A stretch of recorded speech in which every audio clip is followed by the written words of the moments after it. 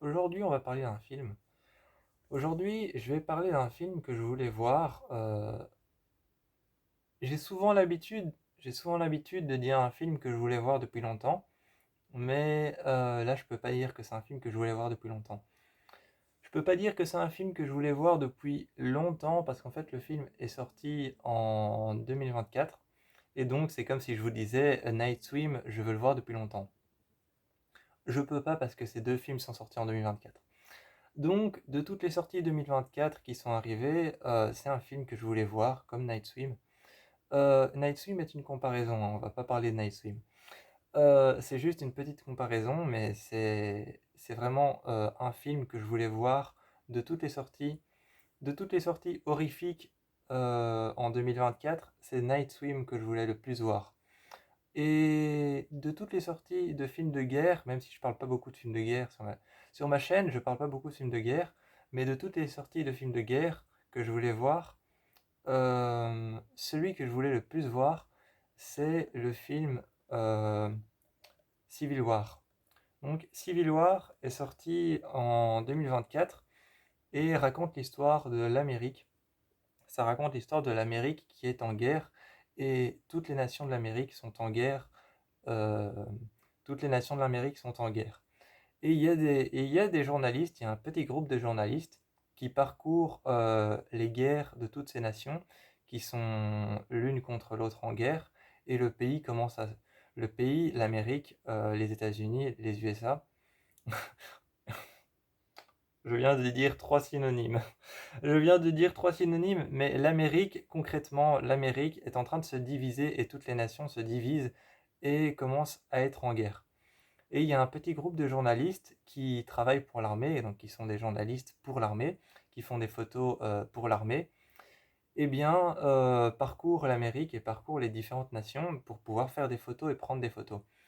Ce que j'ai beaucoup aimé avec ce film, c'est que, d'ailleurs, je tiens à prévenir les personnes qui regardent la vidéo, je ne fais plus de longs, je ne fais plus de longs formats. Dans mes vidéos, je ne fais plus de longs formats parce que je m'acharne plus à parler pour parler. Je m'acharne plus à parler pour parler, donc je donne mon avis sur un film et ensuite je passe à autre chose. Donc oui, ces journalistes qui sont en train de faire le tour de l'Amérique, faire le tour des différentes nations pour prendre des photos, eh bien, se retrouvent confrontés à chaque guerre. Et ce que j'ai beaucoup aimé dans le film, c'est que peu importe la situation, peu importe le moment, l'instant ou l'endroit dans lequel tu te trouves, chaque fois le film va essayer d'embellir la situation. Je vous donne un exemple. Par exemple, je vous donne un exemple. Il y a un passage, il y a un passage où une journaliste est en train de ramper dans une fosse commune. Et donc, une fosse commune, c'est une fosse à l'intérieur de laquelle il y a plein de cadavres, donc ce qu'on appelle une fosse commune. Voilà, pour ceux qui ne savent pas ce que c'est, hein.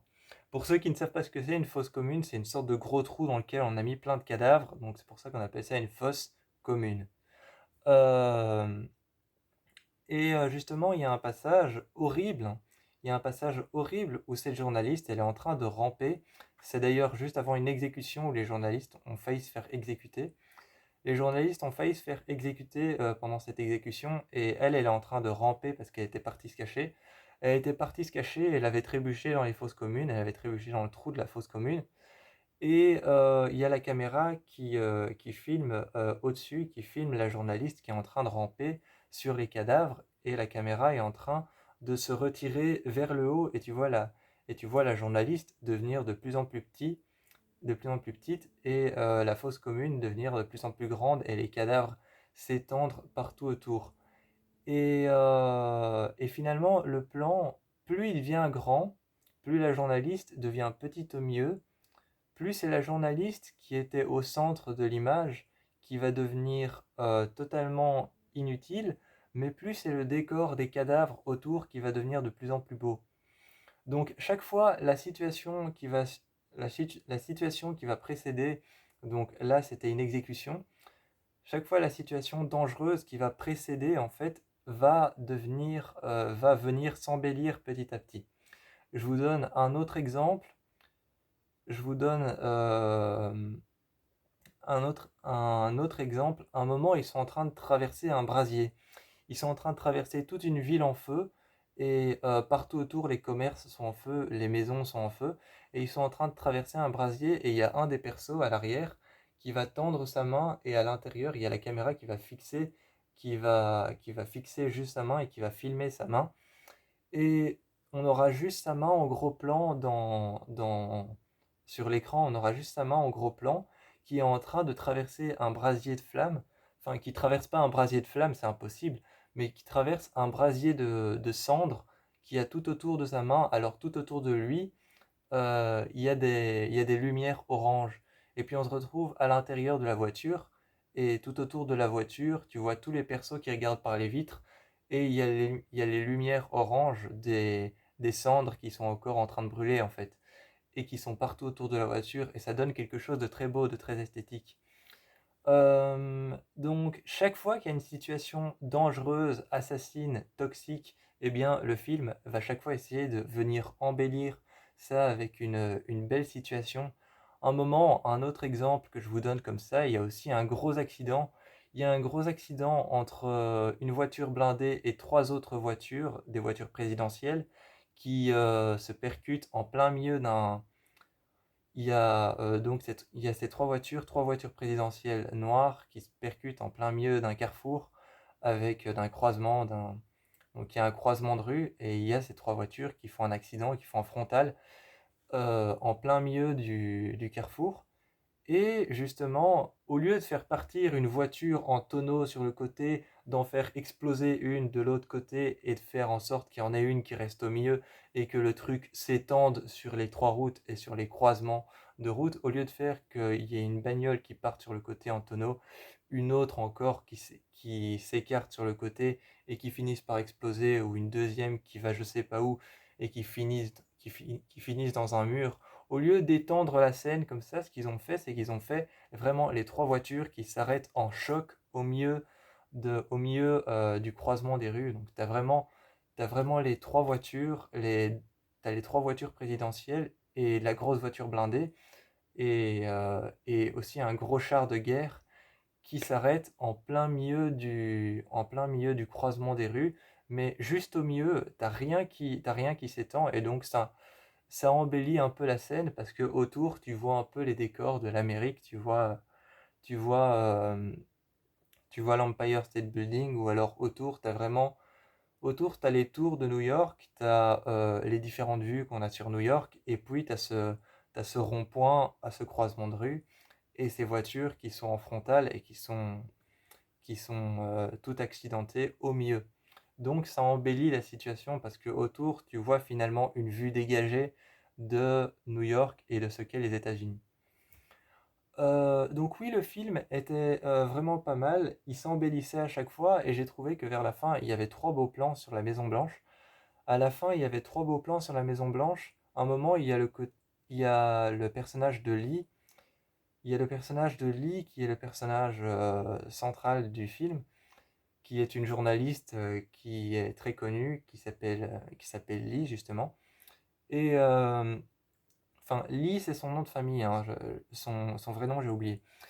Mais à un moment, elle est sur le côté avec une équipe de guerre et elle prend des photos de la Maison Blanche. Et il y a un passage où elle a son appareil photo autour de son cou et elle regarde sur le côté, elle est derrière une voiture et tu vois la Maison Blanche tout au fond éclairée et tu vois juste un bout de la Maison Blanche avec le bureau ovale. Enfin, tu vois la partie où il y a le bureau ovale et tu vois juste cette partie-là de la Maison Blanche éclairée qui sort d'un endroit complètement noir. Donc ça fait une sorte de faux contre-jour quelque part. Puis il y a un troisième plan comme ça où tu vois la Maison Blanche complètement enfoncée dans le noir, très très loin. Et ça fait encore une fois une sorte de faux contre-jour parce que la Maison Blanche est blanche et très éclairée et tout autour il fait complètement noir. Puis tu as le même plan quand tu as une équipe d'assaut qui arrive autour de la Maison Blanche. T'as la Maison Blanche qui est totalement éclairée, tout autour il fait complètement noir et ça fait encore une fois une sorte de faux contre-jour. Euh, et t'as cette équipe d'assaut qui arrive autour de la Maison Blanche.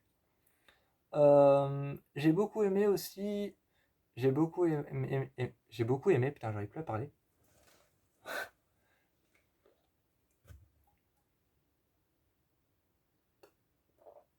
Voilà.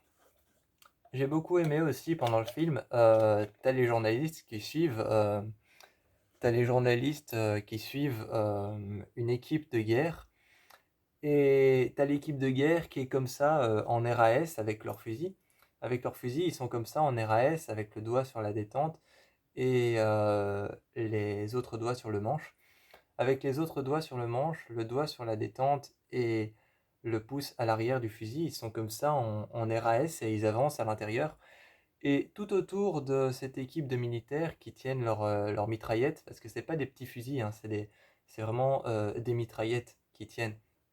Ils tiennent vraiment des mitraillettes, des AK-47 ou alors des gros flingues. Vraiment, c'est des gros flingues et t'as cette équipe de militaires qui avance et t'as les journalistes qui sont partout autour avec leur appareil photo et qui font des photos derrière les journalistes. T'as les journalistes qui font des photos derrière les, euh, derrière l'équipe de militaires. Et c'est un peu comme si les journalistes étaient armés d'un appareil photo et les militaires étaient armés d'une arme. Et donc ça, c'était assez beau, j'ai bien aimé. Ce que j'ai bien aimé aussi, c'est que le film commence à s'ouvrir. Enfin, il s'ouvre pas directement sur ça, mais il commence à s'ouvrir. C'est l'une des premières scènes du film. Il commence à s'ouvrir sur une rue qui est totalement à l'abandon et toutes les voitures qu'il y avait sur cette autoroute sont partout éparpillées, sont partout rangées ou alors accidentées et mises sur le bord des routes. Et ça m'a beaucoup fait penser au film de M. Night Shyamalan qui s'appelle Phénomène. Si vous l'avez pas vu, je vous encourage à aller voir, c'est un film terrible. Ça m'a beaucoup fait penser au film Phénomène, cette scène avec la rue qui est à l'abandon, toutes les voitures accidentées qui sont sur le côté. Et donc ça m'a beaucoup fait penser au film Phénomène de M. Night Shyamalan. Et, euh, et donc voilà, donc c'est ce que j'ai bien aimé dans ce film. C'est ce que j'ai bien aimé dans ce film, c'est ce côté survivaliste qu'il y a avec le film.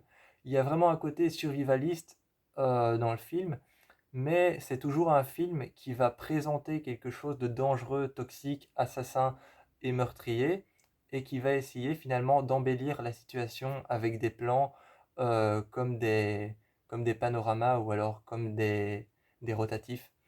C'est toujours un film qui va essayer d'embellir ses plans alors que c'est quelque chose de dangereux et de toxique, avec quelque chose de rotatif, une caméra rotative, ou alors avec un plan en panorama, ou avec un plan tourné sur le côté, ou alors avec un plan fixe. Et justement, c'est ça qui est bien dans le film, c'est ça qui est beau, et qui rend un très beau rendu au film. Ce que j'ai bien aimé aussi, c'est que comme on suit une équipe de journalistes, eh bien, ce qu'a fait le réalisateur du film, ce qu'a fait le réalisateur du film Civil War, pardon. Pourquoi je dis Civil Wars? Ce qu'a fait le réalisateur du film Civil War, c'est que quand les journalistes prennent une photo, t'as tout ton écran qui devient en noir et blanc comme une photo, comme une pellicule. T'as tout ton écran qui devient en noir et blanc comme une pellicule de photo. Et t'as l'image qui s'arrête net, donc ça fait un peu comme des ralentis. Ça fait un peu comme des ralentis, t'as l'image qui s'arrête net en noir et blanc, et t'entends le bruit de la photo, et tu vois les journalistes prendre des photos, et à chaque fois t'as l'image du film qui s'arrête net en noir et blanc, et ça fait un peu comme des ralentis, et plus ils prennent des photos, plus t'as l'image qui passe au ralenti, et ça fait un peu comme cette technique de ça fait un peu comme cette technique au cinéma qu'on utilise souvent qui s'appelle. Je sais plus comment ça s'appelle, mais je sais qu'il faut faire play, pause, play, pause, play, pause. Je sais plus comment ça s'appelle. Mais c'est une technique où il faut faire. Je sais plus. Enfin, certes, passons. Donc, ce que j'ai bien aimé aussi, c'est ça, c'est quand les journalistes prennent des photos, et bien, t'as ton écran qui s'arrête sur noir et blanc, et t'as la scène qui s'arrête, et quand ils reprennent des photos, après, t'as le film qui reprend, et ils continuent à prendre des photos, t'as la scène qui s'arrête en noir et blanc, et t'as la photo qui apparaît en grand sur ton écran, et puis t'as le film qui continue. Et j'ai bien aimé, il y a un moment où le personnage principal, Ellie, prend une balle, donc se fait tirer dessus pour une autre journaliste. Elle se fait tirer dessus pour une autre journaliste, et à ce passage-là, la journaliste qui était censée se faire tirer dessus, elle a son appareil comme ça sur elle, et elle est couchée par terre, justement dans la même position dans laquelle je suis. Elle est couchée par terre dans la même position dans laquelle je suis, et elle a son appareil sur elle, et elle le tient contre sa poitrine comme si elle allait prendre une photo, et elle regarde Lee qui est en train de tomber par terre. Et juste au moment où elle est censée tomber, elle prend une photo, et tu vois ton écran qui s'arrête sur une photo en noir et blanc de Lee qui est en train de tomber, qui stoppe le mouvement. Et quand la jeune journaliste, elle est par terre après une fusillade, et il y a plein de balles autour d'elle. Et t'entends une sorte de bruit comme une horloge, comme l'aiguille des secondes qui fait un tic-tac. T'entends un peu ça, comme l'aiguille des secondes sur une horloge qui fait tic-tac, ou alors comme le bruit d'une bombe, comme le bruit d'un détonateur qui commence à faire ce bruit-là. Eh bien, en fait, c'est ni le bruit d'un détonateur qui commence à faire tic-tac, ni le bruit d'une aiguille des secondes qui commence à faire tic-tac, et c'est ni le bruit d'un métronome qui commence à faire tic-tac. En fait, c'est juste simplement le bruit de plusieurs appareils photo qui prennent plein de photos en rafale. Et j'ai trouvé ça super bien trouvé, en fait, de nous faire penser que c'est le bruit d'une bombe, d'un détonateur ou d'un métronome, mais en fait, c'est juste le bruit de son appareil photo à elle qui était en train de prendre des photos en rafale. Et t'entendais l'appareil photo qui prenait des photos en rafale, et t'avais l'impression d'entendre un métronome en fait, ou alors une bombe qui était en train de bientôt exploser. Donc j'ai trouvé ce film vraiment génial. Je vous encourage vraiment à aller voir le film Civil War. Il dure 1h49, donc 1h50 quoi. Il dure 1h49. Il est assez bien. Par contre, la seule chose pour laquelle j'ai été déçu de Civil War, c'est que ça, je savais vraiment. Ça, je savais par contre qu'il allait se terminer à la Maison Blanche. Je savais que le film allait se terminer à la Maison Blanche, parce que si le film ne se terminait pas à la Maison Blanche, le film était fichu. Donc ça, c'était une chose que je savais vraiment à l'avance, c'était que le film allait se terminer à la Maison Blanche. C'était pas possible qu'il se termine. C'était pas possible qu'il se termine au milieu d'une rue, ou qu'il se termine dans un hôtel, ou alors qu'il se termine dans un endroit qui était en ruine, qui a explosé. C'est pas possible qu'ils aient fait une autre fin que ça, parce que c'est un film qui parle de la division des nations en Amérique. Et c'est un film qui parle principalement des règles qui sont différentes que celles de l'Europe, qui sont différentes que celles en Amérique. Donc c'est vraiment un film qui prend le sujet des règles qui sont différentes en Amérique, par exemple le port d'armes qui est interdit ici en Europe, mais qui est légal en Amérique. Donc c'est vraiment un film qui prend ça comme sujet. Et il y a aussi un petit passage sur le racisme aussi que j'ai bien aimé, où à un moment il y a des militaires qui sont en train de regarder les journalistes, et les journalistes doivent justement se rendre. C'est un peu comme s'ils passaient à la douane. C'est un peu comme s'ils passaient à la douane ou qu'ils passaient la frontière, et ils doivent se rendre. Et t'as des militaires qui leur demandent de quelles origines ils sont. Et ils doivent dire chacun de quelle nation ils viennent, donc de quel État des États-Unis ils viennent, et t'en as un qui répond Ohio, t'en as un qui répond Texas, et t'en as un qui répond Wisconsin. Je pense, là j'avoue que j'ai pris des, là je vous avoue, j'ai pris des États des États-Unis au hasard, mais chacun répond. Je sais qu'il y avait Ohio, mais Wisconsin et Texas, je suis plus sûr. Euh, mais il y en a un qui répond Ohio, et les autres répondent tous de là où ils viennent, de quel État des États-Unis. Et à un moment, il y a une personne sur le côté, un personnage qui est totalement, vraiment, qui est plus que tertiaire. Donc il n'est pas secondaire, il n'est pas tertiaire, il est plus que tertiaire. Il est juste là pour cette scène en fait.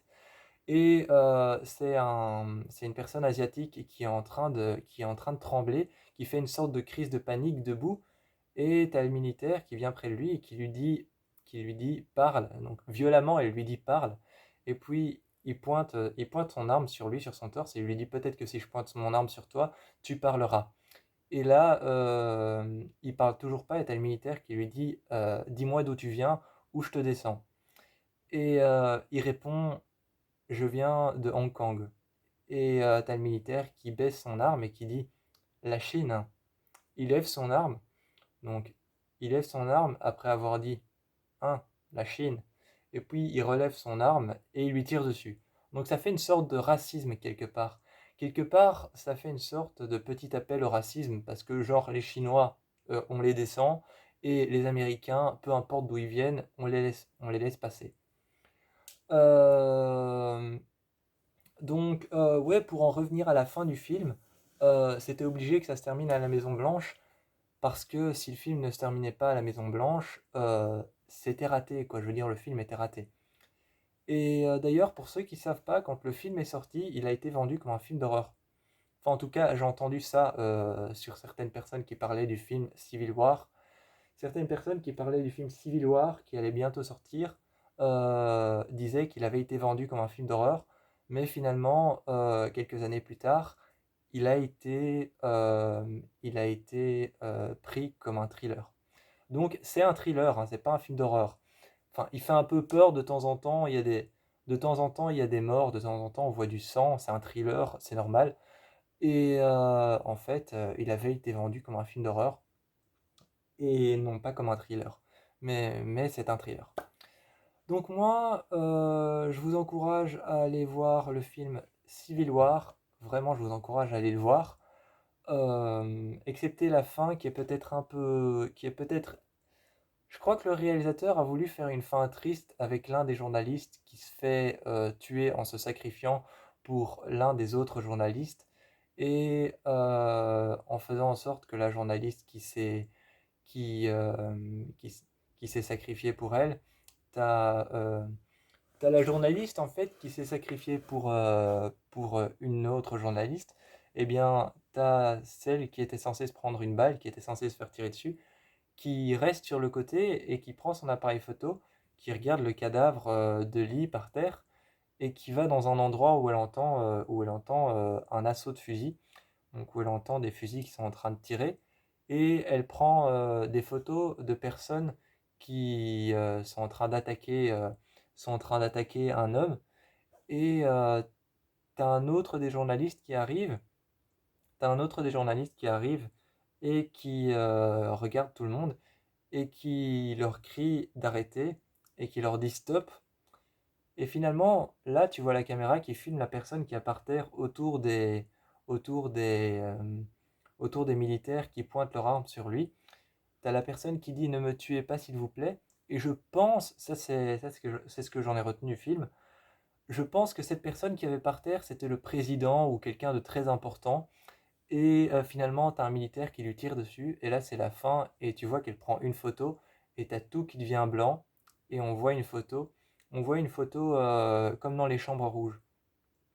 On voit une photo comme dans les chambres rouges. Quand tu l'as pas encore trempée dans l'eau, la photo n'est pas encore apparue sur la pellicule.